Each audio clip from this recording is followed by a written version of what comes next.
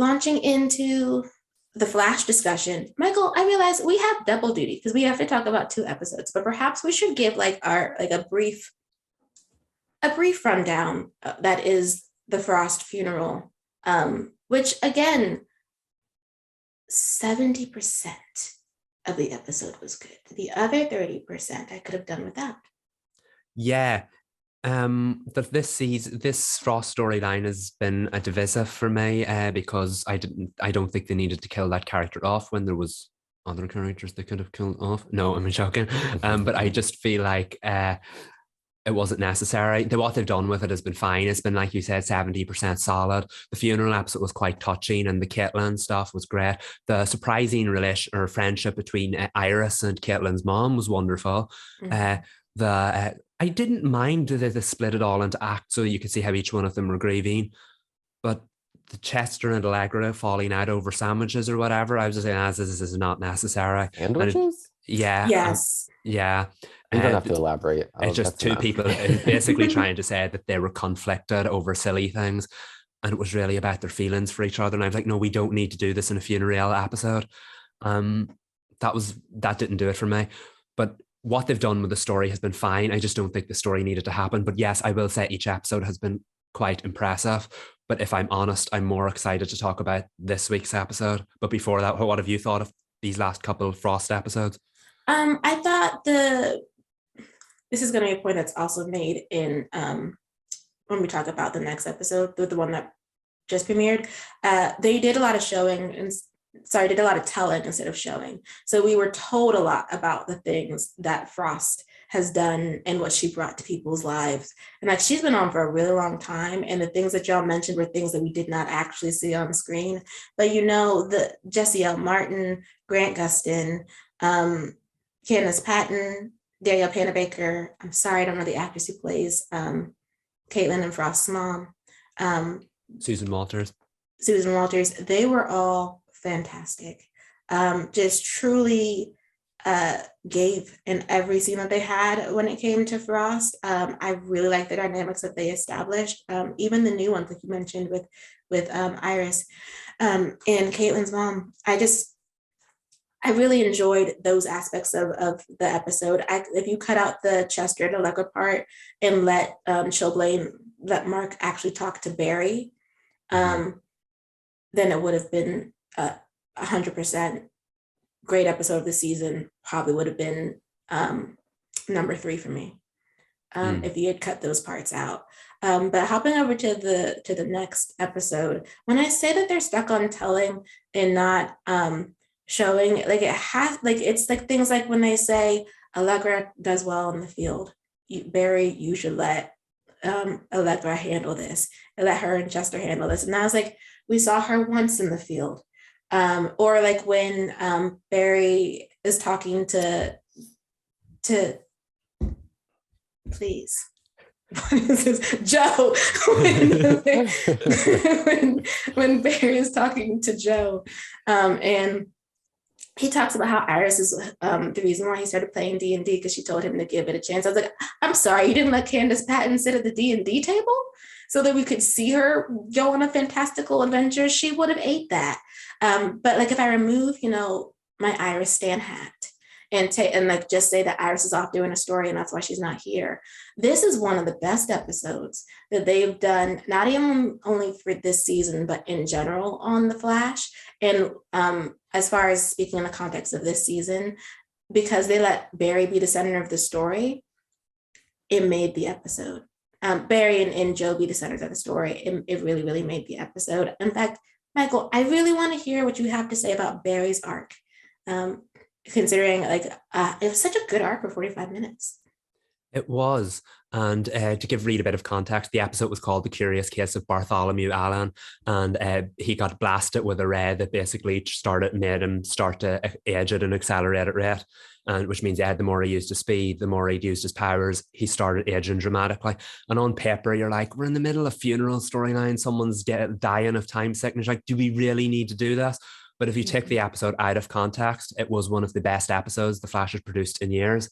It was incredible it was is to finally see Barry at the center of the story. Of course, he was very stubborn, but it wasn't just like conflicted, forced conflict kind of stubbornness. They actually addressed it in the episode and why he was behaving like that, and I thought that was really, really good. It was nice to see the heart of the show at the heart of the show. The corny characters were put in the background. And I have to say, that was a fantastic use of Cecile, probably the best use of Cecile they've ever had on the show. I really liked the dynamic between her and Barry and having her be like this worried motherly figure, where her powers actually felt right without being invasive. Because I know people have had issues that she tends to just show up, you're feeling this way. And I'm like, girl, get out of my head. But like this time, it was really, really good. It was really powerful. And there were two incredible scenes. The one with Joe and Captain Singh, followed by the one with Barry and Cecile. They let the characters feel the moments. They let them be in the moments. And they were each 5 minutes long. Both those scenes were probably the best standalone scenes of the whole season. And to get them both right after each other, it just felt like all your Christmases had come at once. It was like, this is the Flash we used to know. And the episode, I didn't expect to say this, but the episode resonated with me on a personal level that I'm not going to get into on the pod, but we can talk about later. It resonated with me on a personal level, particularly some of the stuff Cecile said, and you might understand, Sabrina, since you've seen it, but I did get teary-eyed at it, and I didn't expect it. And it's the fact that the Flash can take on the surface corny episode and turn it into something surprisingly deep, surprisingly emotional, that not only means something to the characters, but to the audience.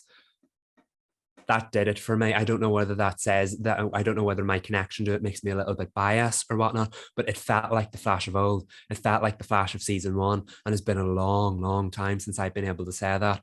And I know I tweeted something about it and I got some people in my DMs, but, oh, does it make sense? Why would you say that? And I'm like, no, we're not going to do that. This episode was personal to me. I enjoyed it. Yes, there are issues with it, but I'm not going to explain myself as far as why I loved it.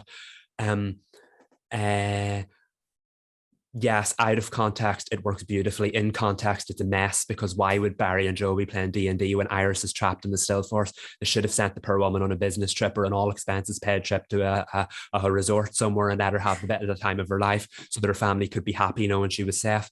It doesn't work. But if you just watch the episode as a standalone episode of The Flash, solid 9 to 10 from me. Glorious. Yes, I wish it could be a 10, because if that Iris element wasn't there, which detour to the hashtag Let Iris Be Great movement. If you're watching on Wednesdays, or you're not watching on Wednesdays, but you want to treat during 8 p.m. ET, and you are a big Iris fan and a big Candice Patton fan, you should add hashtag Let Iris Be Great to your tweets. The whole point of the movement is to uplift Candice and her contributions to the Flash, and to be very vocal, because if you've paid attention to this fandom, she has dealt with so much harassment, to the point where she's not even on Twitter a lot, because she can't tweet without people being racist and awful in her tweets. And mind you, it's been years since the Flash premiered, and they're still doing this.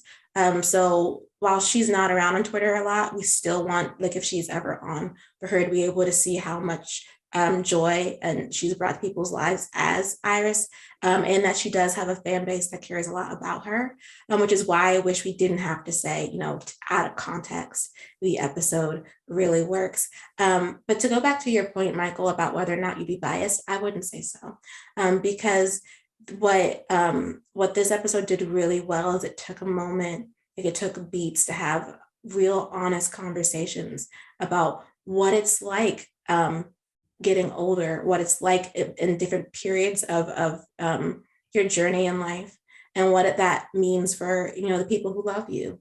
I mean, out of all the conversations that Cecile and Barry have had, this has been the most beautiful, which previously had been when she had explained to him that she had been in a mental institution trying to get her mental health back. And now this one has replaced it, because it allowed you to touch once again back to Cecile's past and then connect to Barry's fears. And that was the best use of time they could have done with the episode. Same thing with Captain Singh and Joe. Like, talking about, no, the problem isn't that you're getting older. The problem isn't that you retire. The problem is that you don't like change. And that is an inevitable part of life.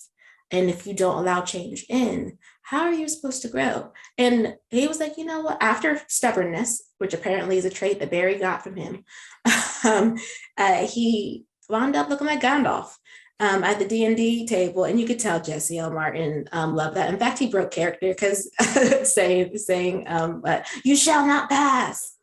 So that was so great. I think I even think the scene with Caitlin at the end was really really good.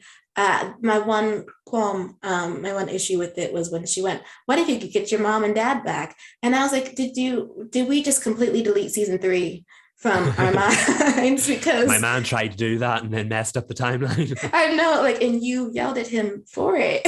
Like, so we forgetting, I know it's been some years, but girl, and that's the whole reason why the timeline is completely different. And some people now have different gendered children than they did before he did that. Though, shout out to the Pied Piper, because he has a great relationship with his parents now, I believe, and a boyfriend because of that time slip. So good for him. Though I think he's back to being a villain. But either way, good relationship with his parents, and he's in love. And that's exactly what Hartley deserved.